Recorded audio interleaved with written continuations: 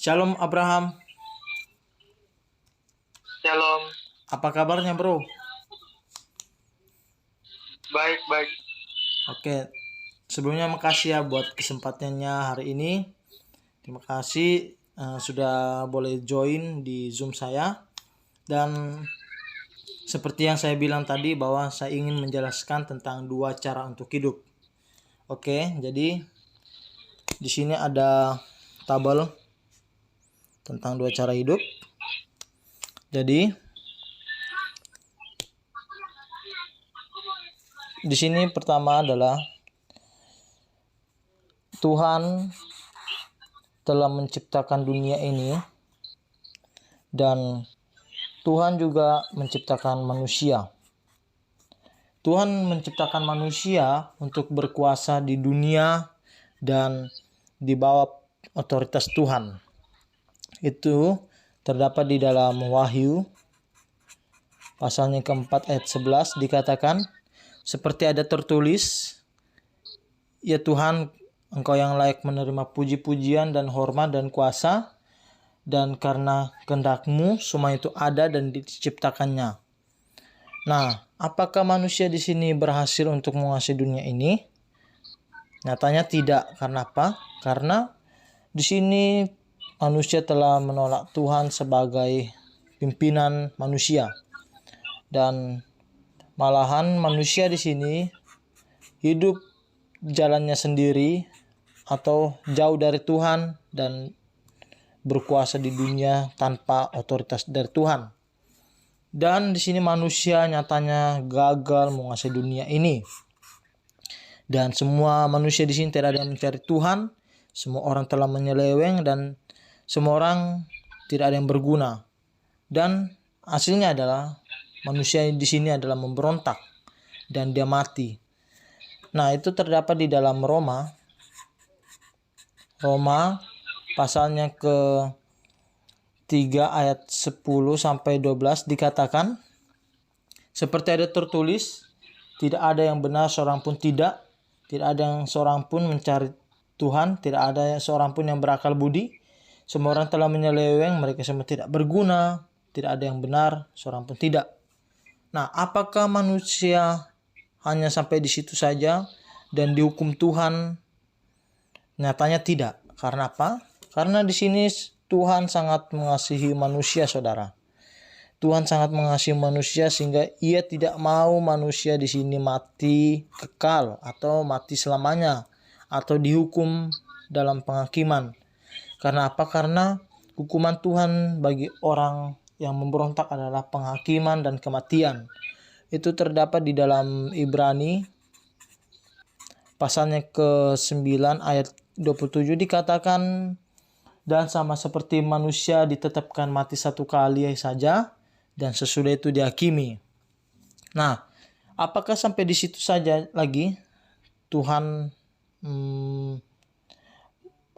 Tuhan menghakimi manusia? Nyatanya tidak. Karena apa? Karena di sini Tuhan sudah jelas sangat mengasihi manusia. Sehingga Tuhan tidak mau manusia mati kekal atau manusia mati selamanya.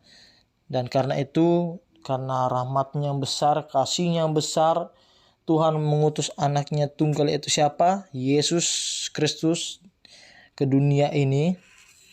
Dia mengutus anaknya yang tunggal, itu Yesus, ke dunia. Dan Yesus ini selalu taat pada perintah Tuhan, selalu di bawah perintah Tuhan. Dan Yesus mati untuk menggantikan dosa kita, pelanggaran kita, hukuman kita. Dia mengambil alih semua. Dan Yesus di sini membawa pengampunan dan dia mati di atas kayu salib. Itu terdapat di dalam 1 Petrus pasalnya yang ketiga ayat 18. Sebab juga Kristus telah mati sekali untuk segala dosa kita, Ia yang benar untuk orang-orang yang tidak benar, supaya Ia membawa kita kepada Allah. Ia yang mati di dalam keadaannya sebagai manusia, tetapi dibangkitkan menurut roh.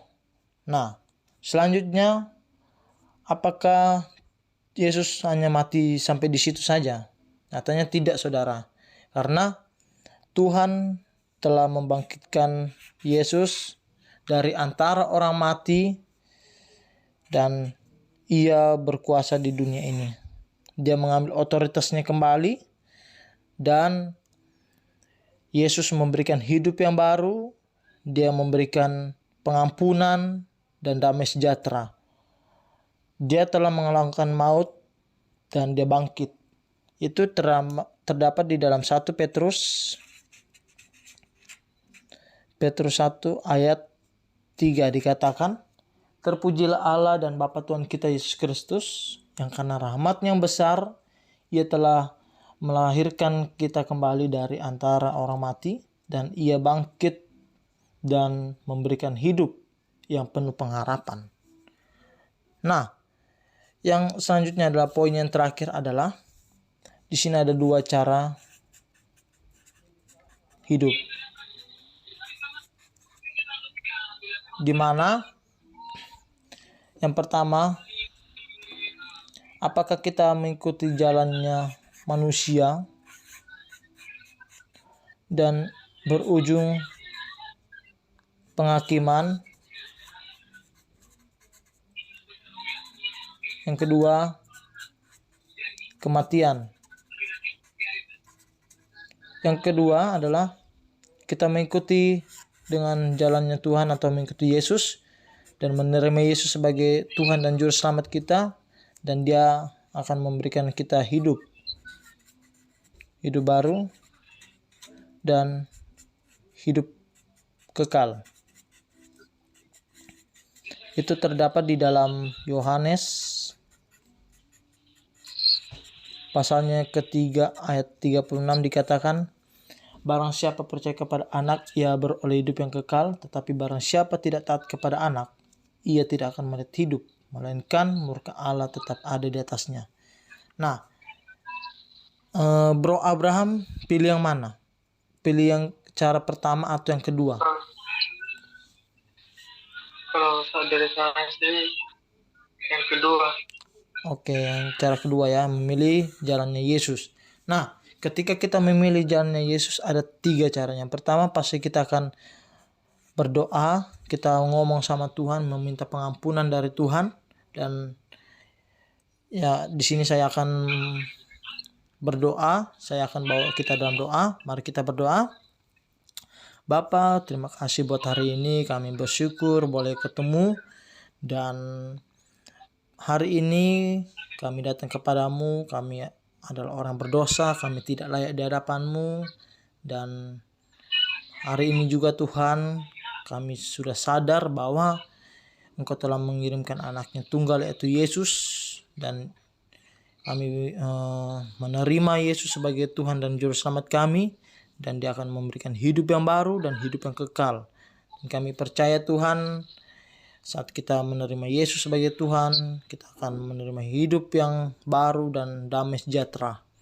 Dan terima kasih Bapa, ini doa kami hanya di dalam nama Tuhan Yesus. Amin. Yang kedua, saudara, kita saat mengikuti Yesus, kita taat pada perintah Tuhan. Dan yang ketiga, kita percaya dengan apa kata Tuhan, janji-janji Tuhan, yaitu kita diselamatkan, kita akan diberikan hidup yang baru dan hidup yang kekal. Nah, mungkin itu yang saya bisa jelaskan tentang 2 cara hidup, saudara. Nah, jika memang saudara ada yang belum paham atau ingin bertanya, saya membuka pertanyaan. Apakah saudara punya pertanyaan atau ingin bertanya tentang 2 cara hidup ini? Kalau saya tidak ada. Oke, berarti sudah jelas ya tentang 2 cara hidup. Maka itu kita memilih yang cara kedua, ya kan? Oke, mungkin itu saja yang bisa saya jelaskan, bro. Semoga ini menjadi berkat bagi Bro Abraham, dan ini juga saya akan tampilkan di YouTube saya upload nanti, dan bisa menjadi berkat bagi saudara-saudara kita yang di luar sana, dan menjadi berkat bagi banyak orang. Terima kasih. Shalom, bro. Shalom. Shalom. Oke, sampai jumpa lagi. Bye bye. Sampai jumpa. Bye-bye.